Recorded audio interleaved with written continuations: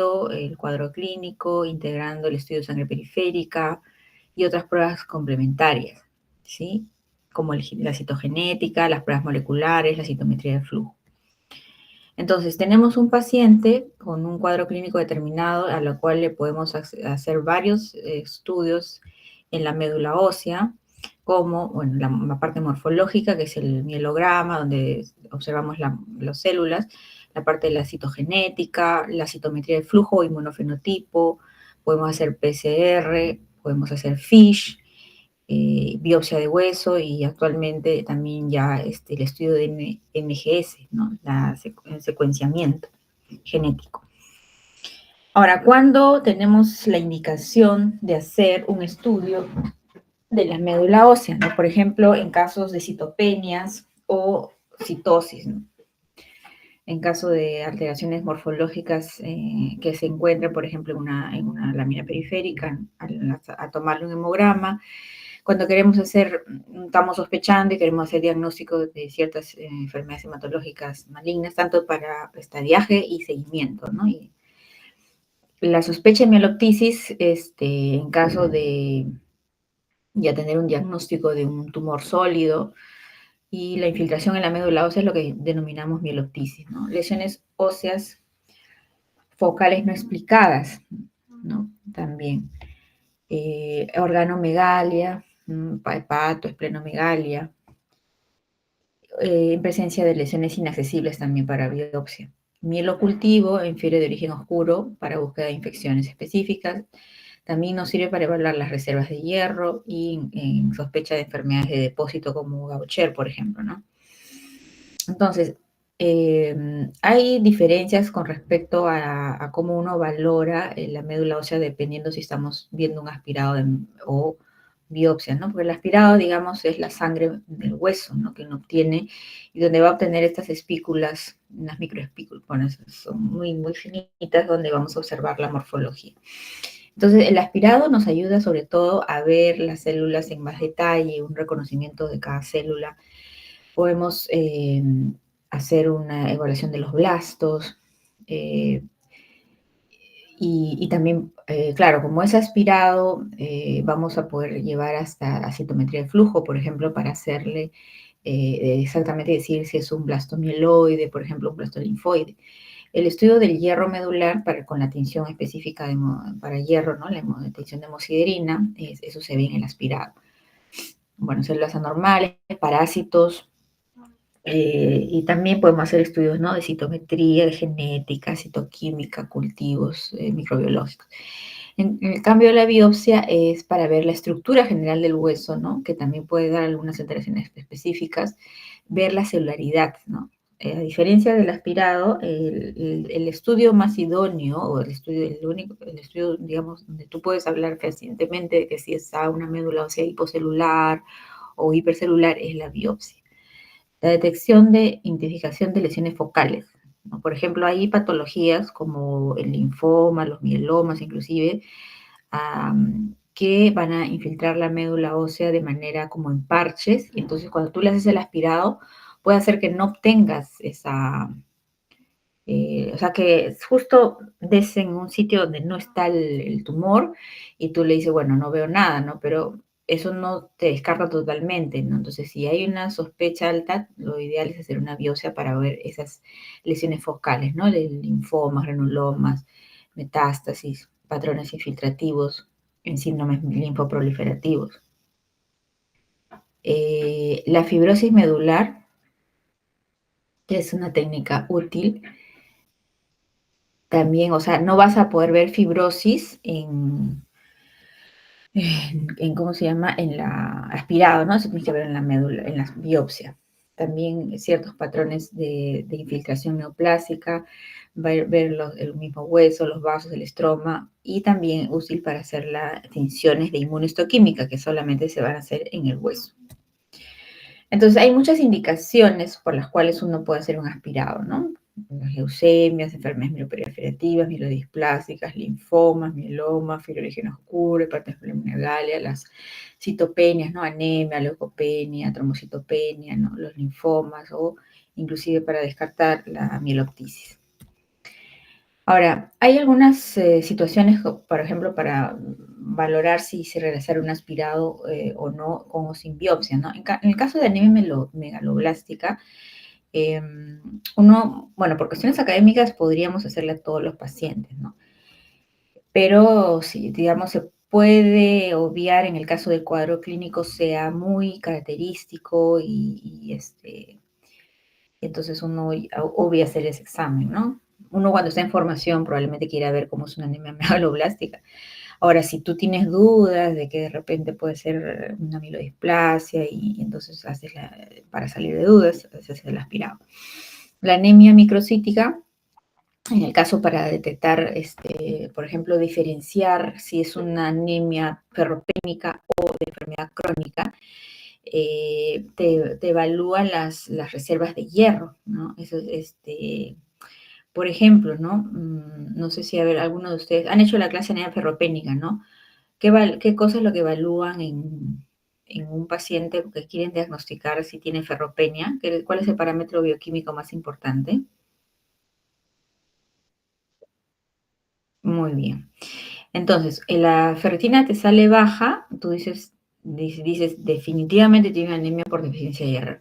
Si la de ferritina te sale normal o inclusive alta, no te descarta. Entonces, si tú estás en la duda en una anemia microcítica, por ejemplo, que dices, uy, de repente, o normocítica, no sé si tiene deficiencia de hierro o es una anemia de proceso crónico y la ferritina te sale normal, o sea, como que el perfil de hierro no te ayuda, entonces, bueno, saliendo de dudas, le haces el aspirado de médula ósea y con la tinción de hemocidina vas a ver si hay o no realmente depósitos de hierro, que no se ve en la biopsia, ojo, porque cuando haces el procesamiento de la biopsia, eh, el hueso se descalcifica y ese proceso puede perder, digamos, el hierro, digamos, lo pierde, entonces no puedes ver la biopsia y dices, no veo hierro, ¿no? Pero no es fidedigno, ¿no? Claro, a veces vemos biopsia que tienen hierro, pero cuando tú quieres ver reservas es aspirado, ¿no?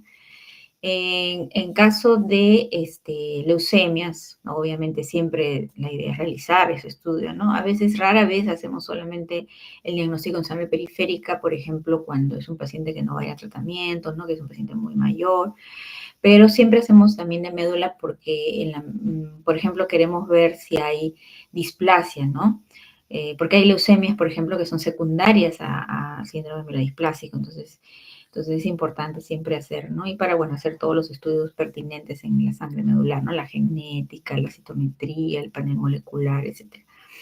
En leucemia mieloides crónicas, sobre todo se utiliza para hacer el diagnóstico de la alteración citogenética, ¿no? Que es la translocación 922, que se va a ver como el cromosoma Filadelfia, ¿no? Es un cromosoma chiquito, digamos, que se va a ver en la genética, entonces para eso podríamos hacer, ¿no? Y también si es sospecha de que estamos en una fase ya acelerada o blástica, ¿no? Entonces, en la biopsia solamente lo hacemos si es inaspirable, ¿no? Porque en realidad la leucemia mieloide crónica, el diagnóstico lo hacemos ya actualmente por PCR, ¿no? Hacemos el estudio de reacción en cadena de polimerasa para ver la mutación BCR-ABL. En el caso de linfomas de bajo grado, como la leucemia linfática crónica, bueno, siempre antes de empezar un tratamiento y en seguimiento, ¿no? Y siempre en el caso de linfomas es mejor hacerlo con biopsia, porque los linfomas a veces infiltran en parches. Entonces tú puedes hacer un aspirado y en el aspirado no ver células neoplásicas y lo ves recién en la biopsia, ¿no? En los linfomas, en el mieloma, bueno, puede ser un aspirado ideal siempre con biopsia, ¿no? Porque igual puede ser infiltración de parches y además a veces, bueno, y para ver, por ejemplo, puede hacer citometría para ver clonalidad de las células plasmáticas, hacer la biopsia de hueso. La púrpura trombocitopénica inmune. En realidad aquí usualmente no se requiere hacer un aspirado, pero en casos, por ejemplo, de pacientes mayores que hay un diagnóstico diferencial con los síndromes melodiplásicos, podríamos, para salir de dudas, ver el aspirado, porque podría ser que haya displasia y el manejo va a ser totalmente diferente, ¿no? En sospecha de mielodisplasia, ¿no? Idealmente al inicio siempre con biopsia, en fibra de origen oscuro también se recomienda con biopsia. ¿Por qué? Porque una de las causas de fibra de origen oscuro también son los linfomas, ¿no? Entonces ahí es necesario hacerle estudio completo. Entonces, hay ciertas indicaciones dentro de, o sea, lo que es aspirado y biopsia, ¿no? Ahora, hay que valorar por paciente. Ahora, hay tendencias y escuelas, ¿no? Por ejemplo, en Estados Unidos, a todos le hacen biopsia, ¿no? Esa es la escuela americana. Entonces, van los pacientes y les hacen aspirado biopsia en todos los estudios, inclusive en los pacientes de seguimiento de leucemias agudas, siempre con biopsia, le hacen el estudio completo, o sea, le hacen todo. Bueno, ya tienen, para empezar, tienen todos los recursos para hacerlo, incluso lo hacen hasta en sala de operaciones en hospitales grandes, ¿no? Como anestesia general, todo, ¿no? Pero es de la escuela americana, que a todos le hacen completo el estudio. En el caso de los europeos es diferente, y nosotros tenemos un poco más la escuela europea, ¿no? Que es un poco más austera, por así decirlo, entonces simplemente lo necesario, ¿no? Entonces, si realmente no es estrictamente necesario, pues no le hacemos, ¿no? Ahora, hay casos en los cuales, digamos, hay que necesidad de punzar al paciente más de una vez, ¿no? Por diferentes razones. Primero, bueno, por si ha habido una mala técnica y una mala evaluación, ¿no? Si no permite evaluar la médula ósea, pero a veces, por ejemplo, uno viene un paciente con alguna citopenia, sospecha de una cierta, como por ejemplo hoy día, ¿no? Vimos a un paciente que le hacen un aspirado porque tiene hipercalcemia, lesiones líticas y piensan que es un mieloma, le hacen el aspirado y no es mieloma. Entonces ahora de repente va a ser necesaria una biopsia de hueso y entonces eso hay que explicarle al paciente, ¿no?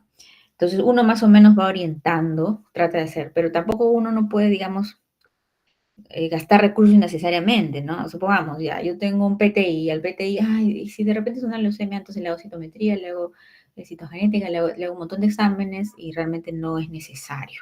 Y en nuestro país, que encima tenemos pocos recursos, entonces hay que, digamos, ¿no? Saber, ¿no?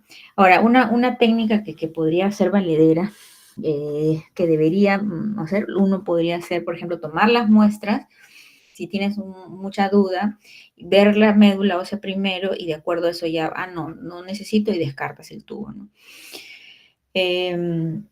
Eso también se puede hacer, ¿no? Ahora, en pacientes pediátricos que tienen que entrar a sala de operaciones, a veces o sea, no lo vas a hacer a sala de operaciones a cada rato, entonces también les toman las muestras todas y después de eso pueden descartar alguna muestra, ¿no? Y bueno, la verdad que yo no voy a pediatría hace tiempo, pero en todo caso sé que ellos sí toman generalmente todas las muestras por descarte para no volver a punzar a los niños, ¿no?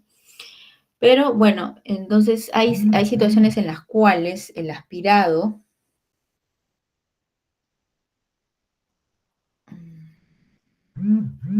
perdón que me está sonando el teléfono acá, ya. Entonces, hay situaciones en las cuales un simple aspirado te puede ayudar, ¿no? Y la biopsia siempre es cuando te va a dar más información, ¿no? Por ejemplo, en el caso de que sospeches de fibrosis o quieras ver celularidad, por ejemplo, para una aplasia medular. Si yo estoy sospechando una aplasia medular, necesito de todas maneras hacer una biopsia de hueso, ¿no? Porque es la única examen que me va a decir cuánto tiene celularidad. El mielodisplásico es complementario, ¿no? El mieloma, si es que el aspirado es insuficiente, ¿no? En neoplasias mieloperiferias crónicas de todas maneras, porque en la biopsia vas a ver la celularidad también, ¿no? Si está muy incrementada, estás sospechando, o también distribución anormal de precursores, por ejemplo, de los megacariocitos, ¿no? Bueno, si el aspirado es insuficiente y no tienes material óptimo, porque por enfermedad, ¿no? Por ejemplo, tú a veces aspiras y no sale muestra. Y eso no quiere decir que estés haciendo mal la técnica, sino que simplemente la médula puede tener alguna enfermedad como fibrosis, como estar como muy llena de células y que no permite aspirar, entonces ya tienes que hacer una biopsia, ¿no? En los linfomas siempre con biopsia, ¿no? Ya. Bueno, entonces cuando uno hace el procedimiento tiene que hablar con el paciente, explicarle, ¿no? Espera un ratito. Mm.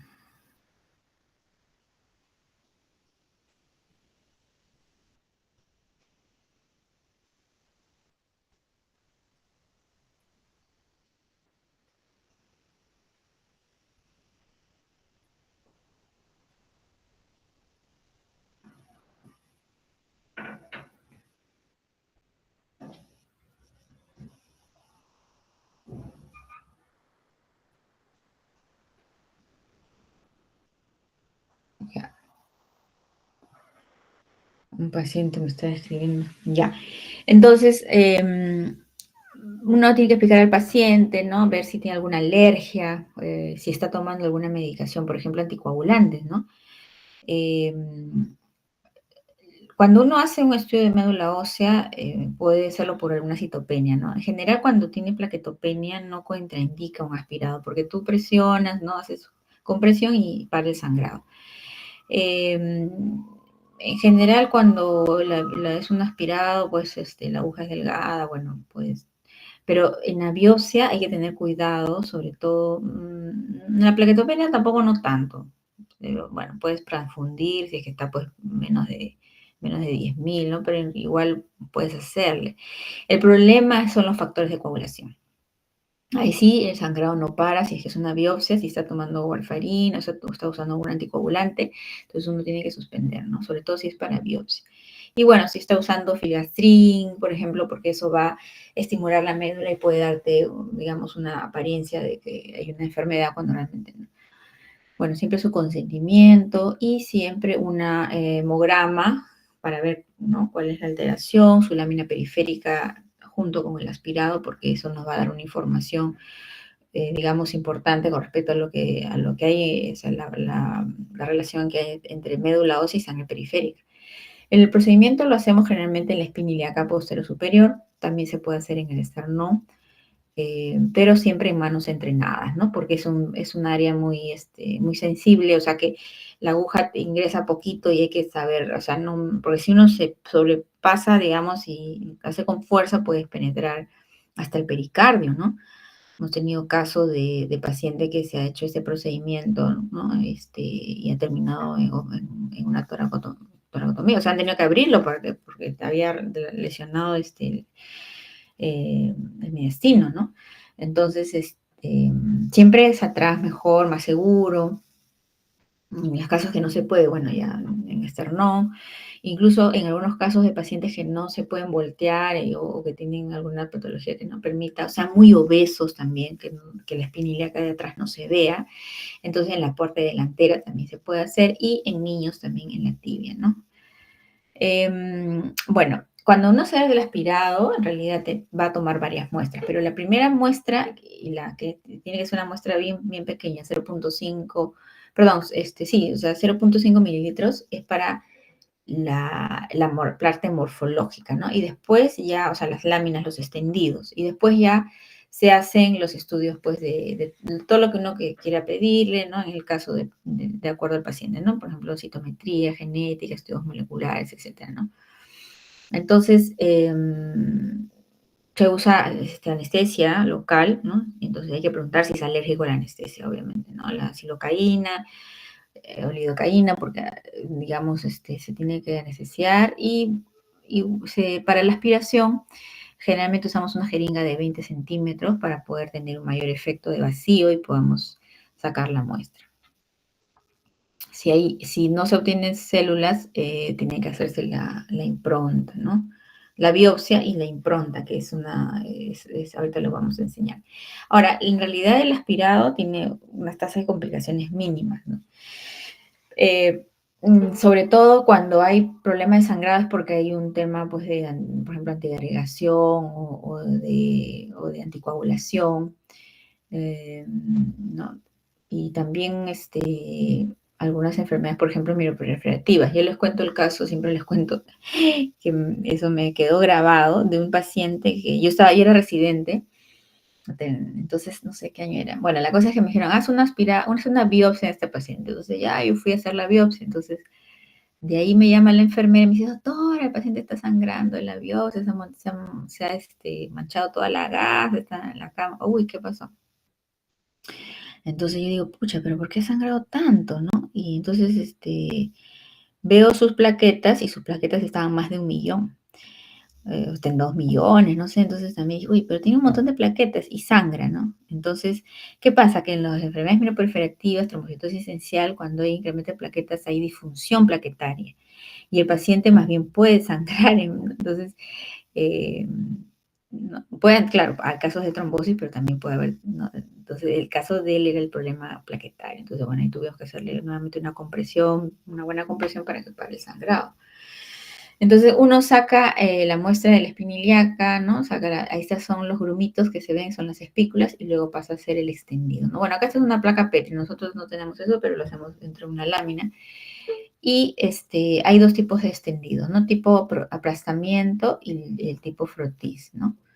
Acá lo vamos a ver, este es el tipo de aplastamiento y el tipo frotis, ¿no? Los dos tipos de extendido nos sirven, ¿no? Sobre todo para ver tener una idea un poco de la distribución, algo de la idea de la celularidad de la muestra, pero en el caso del frotis es más para ver la morfología. Y la impronta es esta, digamos, el huesito que se le saca, se le pone en la lámina, se le hace un touch nada más y ya está, esa es la impronta, ¿no? Ahora, siempre se mandan pues la cantidad de muestras que podamos tomar, ¿no? Hay que rotularlo siempre, ¿no? O sea, como hay gente que, me acuerdo, un residente hacía como loco los aspirados y entonces pronto apareció un aspirado sin nombre, ¿no? Entonces, ¿cómo vas a hacer un aspirado sin nombre? Apenas tú tomas una muestra tienes que rotularla, ¿no? Bueno, y tampoco no aplastar las células porque si no se van a, o sea, cuando haces el extendido se pueden romper y no las vas a poder visualizar. A veces se toman coágulos, en realidad lo usamos poco, preferimos hacer frente a la biopsia, ¿no? El coágulo, digamos, se sirve en el caso que no hagas una biopsia y de repente el aspirado no te parece que está suficiente, ¿no? Igual se fija en formol, no se descalcifica y podría dar alguna información, pero la verdad que hemos tenido pocos resultados con los coágulos. Las tinciones que se usan son las tinciones de Rayensa, tinción de hemosiderina, no, acá este es el RAID, este de acá, no, acá no. Este de acá es la hemosiderina, ¿no? Con contracoloración de safranina y para ver los depósitos de hierro, ¿no? Y también se pueden hacer tinciones de citoquímica, por ejemplo, que tenemos acá abajo. No lo hacemos actualmente, ya solamente hacemos esta, la del RAID y la del hierro. Esta de acá antes la teníamos, pero ya no sé si neoplásicas todavía sigan haciendo. Tenía alguna información importante, sobre todo para tipificar leucemias, ¿no? Antes de la citometría, pero ya está pasando de desuso, ¿no? Bueno, otra cosa que se puede hacer es el FISH, que tampoco no hay en todos lados, es costoso, ¿no? Para ver ciertas mutaciones.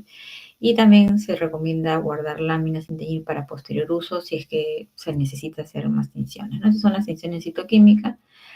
Hay una tinción que, bueno, que también es importante, que es la tinción del tartrato, que es para diagnóstico de leucemias células peludas o vellosas, ¿no? Que tampoco lo tenemos, lo teníamos antes, pero ya, por ejemplo, hace poco vimos un paciente que estábamos en la duda, ¿no? Y decíamos, ¿cómo no tenemos la tinción de tartrato para poder definirlo? Porque claro, en nuestro medio es lo que nos ayudaría, ¿no? Si tuviéramos todos los estudios moleculares a disposición, ¿no? Porque ahora en las patologías también hay muchas que te defines por ciertas mutaciones. Bueno, como tampoco lo tenemos, entonces, y es más costoso, bueno, entonces por lo menos las tinciones de citoquímica pueden ayudar. En menor aumento, nosotros vamos a ver la celularidad, ¿no? La cantidad de espículas, las células más grandes que son los megacariocitos, podemos ver algunos acúmulos plaquetarios y seleccionar áreas de mayor aumento. Va a estar un esquema más o menos de cómo se ve. Ya mayor aumento, así en X, ¿no? Ya vemos la evaluación de la morfología, ¿no? De detalles citológicos, parásitos, por ejemplo, etcétera, ¿no? El extendido tipo frotis es más útil para el conteo diferencial y detalles morfológicos y el aplastamiento es más útil, como les decía, para ver celularidad, megas, enfermedades focales, tractos fibrosos, detección de células anormales, ¿no? Este es el esquema de un frotis, ¿no? De sangre medular, ¿no? Pero que también tiene el esquema mismo de cuando haces una lámina periférica de un paciente de la sangre periférica, ¿no? Donde tiene que haber pues una parte de, digamos, una cabeza, un cuerpo, una cola. Y en esta parte, entre la cola, no tanto en la cola, sino en esta parte es donde nosotros tenemos la mayor detalle de las células. Bueno, esto de acá no es mucho. Ya, ahora, nosotros, por ejemplo, tenemos que hacer recuentos idealmente 500 células se deben contar en médula ósea para poder, por ejemplo, determinar porcentaje exacto de células, ¿no? Y en sangre periférica, 100 o 200, ¿no? Y tienen que, a veces es difícil el conteo, uno demora, ¿no? Pero el conteo es más exacto en el caso del aspirado que, por ejemplo, la citometría de flujo, en el caso, si queremos contar blastos, por ejemplo, ¿no? El recuento de blastos es mejor por morfología. Bueno, hay, digamos, valores de referencia, acá está, ¿no? Por ejemplo, en médula ósea, más o menos los precursores genocíticos están en un 50-60%, ¿no? Los eritrocíticos en un 25%, ¿no? O sea, dependiendo del estadiaje, ahí están los porcentajes, ¿no? Los linfocitos, ¿no? Un 16%, plasmáticas 2-3%. Hay, digamos, por ejemplo, en neoplásicas, bueno, no sé, no he visto últimamente los informes de aspirado, pero sí hacían un recuento así, ¿no? En Estados Unidos también te dicen, ¿no? Por ejemplo, a ver, voy a hacer el recuento y célula por célula, y te dicen, ya veo tantos mieloblastos, tantos promilocitos, ¿no? Nosotros en realidad, por falta de tiempo, básicamente no lo hacemos y simplemente informamos. Si vemos que la distribución es normal, simplemente no. Y si vemos alguna célula que está incrementada, lo reportamos. Actualmente, justo este año ha sido, el año pasado, este año fui a un curso en Uruguay y mis colegas me enseñaron, me decían, mira, para que veas cómo tenían un contador, o sea, el microscopio conectado a una computadora y esa computadora tenía, dice que como inteligencia artificial. Entonces ellos pasaban o sea, la máquina, pues miraba todita la lámina y contaba todita las células. Entonces decía ya, te identificaba todas las células y más o menos te orientaba, ¿no? Esta debe ser tal cosa, pero claro, después manualmente tú decías a la máquina, ¿no? No, esta de acá, no, esta es otra célula, entonces lo podías corregir, obviamente, ¿no? Porque la máquina... Pero mira, ¿no? O sea, ya se está haciendo ese tipo de tecnología, ¿no? Actualmente eso para acá no tenemos, ¿no? Los depósitos de hierro se hacen pues con la tinción de azul de Prusia, que deberíamos dar mínimo a todo paciente el diagnóstico. Y bueno, decíamos que la biopsia no sustituye, se puede graduar como ausente, reducido, normal, aumentado o muy aumentado. Y la cantidad de sideroblastos y el tipo debe reportarse, ¿no? O sea, por ejemplo, hay unas células que el hierro, si está distribuido en forma perinuclear, se llama sideroblastos en anillo. Y eso es importante porque es una característica de pacientes con los síndromes mielodisplásicos, ¿no? Bueno, el reporte debe ser siempre conjunto, es lo ideal, ¿no? O sea, en realidad esto, lamentablemente en el hospital por lo menos nosotros no lo tenemos, se ha tratado de hacer, pero a nosotros, por ejemplo, el hematólogo saca un resultado, el citometrista otro resultado, el patólogo, el neonatopatólogo otro, el genetista otro, ¿no? En otros lados, en Estados Unidos, inclusive en Europa también, tienen un departamento donde ellos conversan y dicen, bueno, a ver, ¿qué cosas has visto en el aspirado? Y entonces, ya, uy, yo pensé que era un linfoma, no, pero es una leucemia. Entonces, márcale para leucemia la citometría. Oye, búscale en la genética tal translocación, tal, ¿no? Entonces, así. Entonces, pero nosotros acá estamos separados, ¿no? Los hematólogos somos los que vemos las láminas. Los patólogos clínicos hacen la citometría.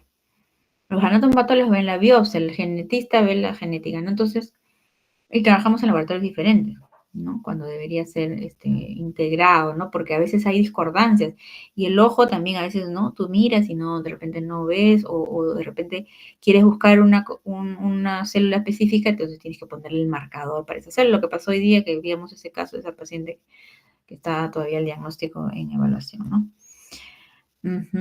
Y la ideal es que se haga rápido, porque el aspirado, digamos, tú lo sacas y eso se tiñe y se observa, ¿no? El caso de la biopsia sí más demora porque tiene que descalcificarlo, ¿no? En el hospital demora como una semana para el preliminar. Creo que hay algunas formas de descalcificar más rápido el hueso y que lo pueden sacar un poco más rápido. Bueno, este es el cuadro de la hematopoiesis que ya hemos visto, ¿no? Que son las células que vamos a encontrar en la evaluación de la médula ósea, ¿no? Que ya habíamos revisado. ¿No? Acá están los precursores granulocíticos, linfoides, las células plasmáticas, los megacariocitos. Ya, entonces algunos ejemplos de lo que se ve en la médula, ¿no? Por ejemplo, este caso es un caso de una médula ósea con hiperplasia eritroide, ¿no? Donde vemos casi todos son precursores eritroides, ¿no? Que son entos grandes con citoplasma azulado.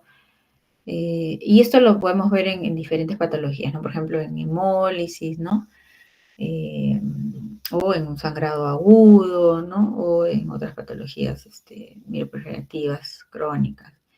La hiperplasia granulocítica, sobre todo en mieloproliferativos crónicos, ¿no? Que es, o sea, ya no ves precursores eritroides, sino más bien mayormente los granulocitos, ¿no?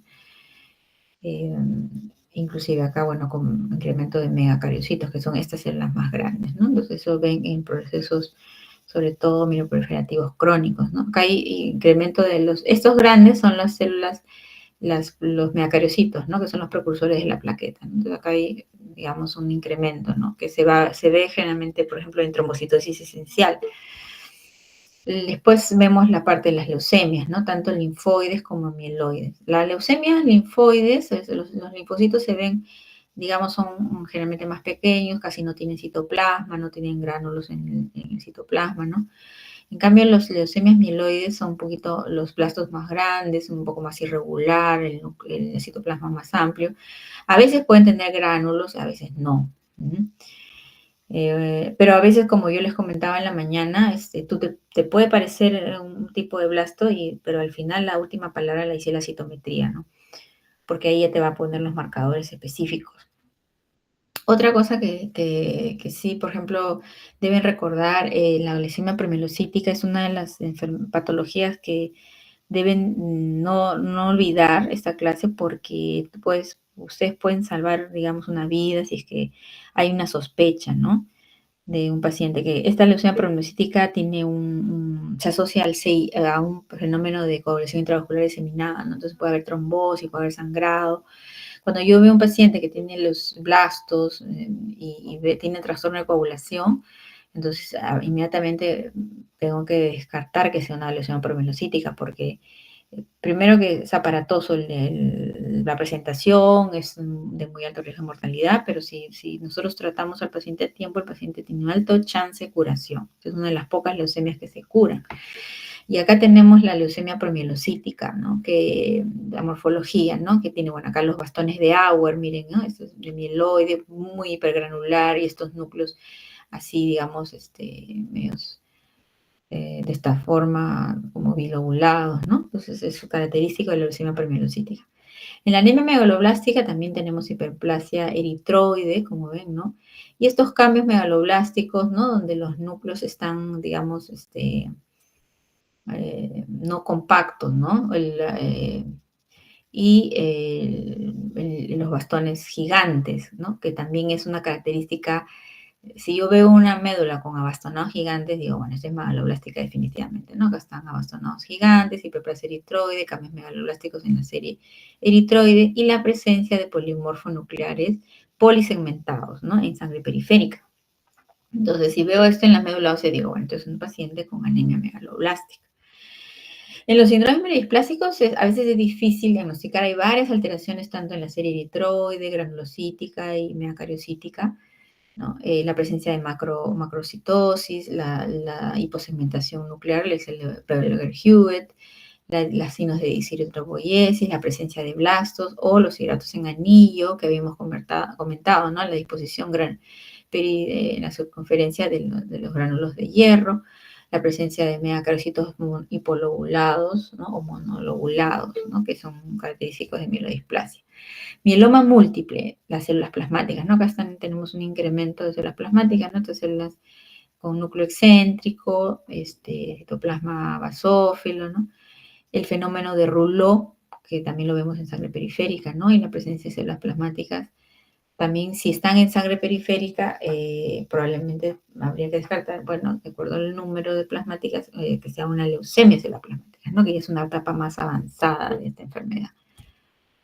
Los linfomas de bajo grado también se pueden ver, ¿no? Son linfocitos, esto así, está llena de linfocitos, esto parece una leucemia linfática crónica. Y en periférica también se ven, ¿no? Estos linfocitos de aspecto no tan inmaduro, sino más bien de aspecto maduro, pero muy incrementados, ¿no? Y las células, estas sombras que le dicen de Grampech, células de Grampech, que son, digamos, que están, sombras nucleares que le dicen, o sea, que están destruidas, ¿no? Que se ven así, ¿no? Que es auto, digamos, se ve en la lámina periférica, ¿no? Entonces, sombras nucleares, y le dicen, presencia de sombras nucleares en la periférica, es una sospecha, por ejemplo, de leucemia linfática, perdón, leucemia linfocítica crónica. ¿Cuánto tiempo tenemos?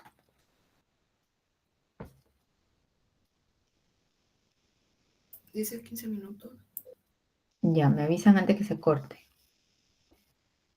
Para poder, si terminamos, hacer otra sesión. La tensión hemosiderina, bueno, este de acá no, bueno, acá sí en contracoloración, acá es contracoloración el rojito, ¿no? Pero acá está, por ejemplo, está incrementado, ¿no?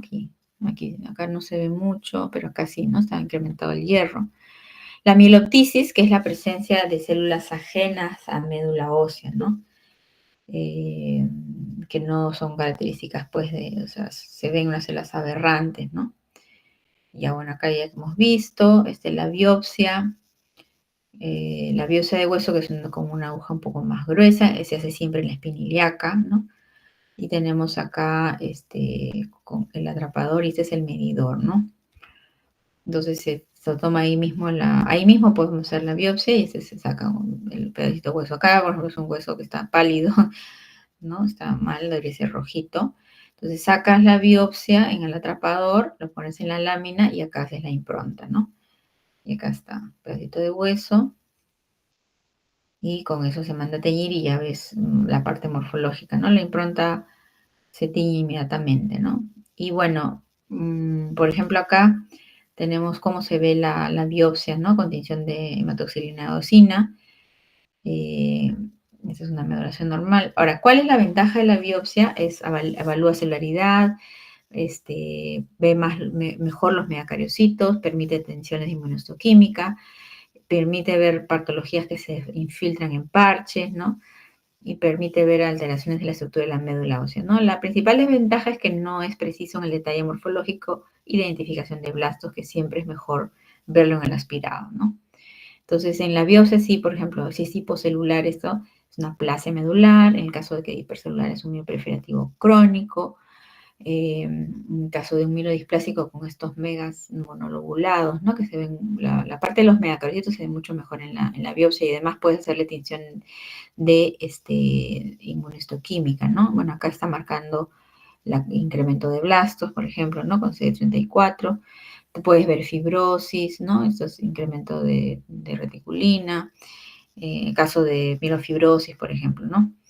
Los linfomas, la infiltración, qué tipo de filtración hacen, y la inmunohistoquímica, ¿no? Por ejemplo, este es un marcador de CD20 positivo, ¿no? Un linfoma B. Mieloma múltiple también se ve característicamente así, las células como en esta forma medio de estrellado, ¿no? Y también permite hacer tinciones de inmunohistoquímica, identificar las células plasmáticas y hacer las cadenas ligeras para ver si son capa, ¿no? Por ejemplo, acá, ¿no? Marca, son células cadenas ligeras capa, ¿no? Y ese es el aspirado, ¿no? En el caso de mieloma. También histiocytosis, por ejemplo, caso de histiocytosis, ¿no? Macrófagos incrementados, también se puede ver más claramente en la biopsia. Mieloptisis, ¿no? Acá, por ejemplo, miren, estas son como glándulas, ¿no? Son una neoplasia sólida que ha infiltrado la médula ósea, que también se puede ver, ¿no? En el aspirado, pero con mayor seguridad en la mieloptisis, ¿no? Bueno, y acá tengo un vídeo para que revisen. Se los voy a ver, no sé cuántos minutos tenemos. Si no, vamos a abrir otra sesión, ya, ratito. Ok.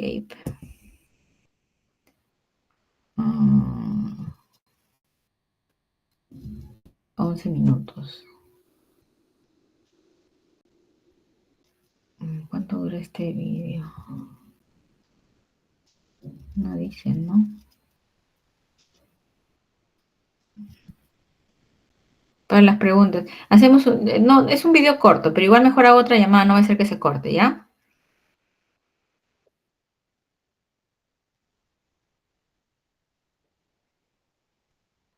Ah, ya. Y me lo mandas. Ya.